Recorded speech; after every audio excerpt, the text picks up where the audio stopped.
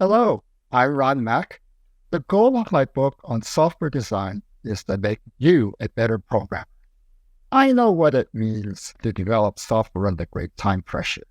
I was a senior scientist at NASA where the expression, make the launch window, had a dual meaning. Neither the planets nor the market will wait for us. So, what are the advantages of well-designed software? Code that is reliable, flexible, and maintainable. Well-designed software can take less time and less cost to develop and maintain. Together, we'll tackle the two big challenges of software design, change and complexity. I write in an informal conversational style.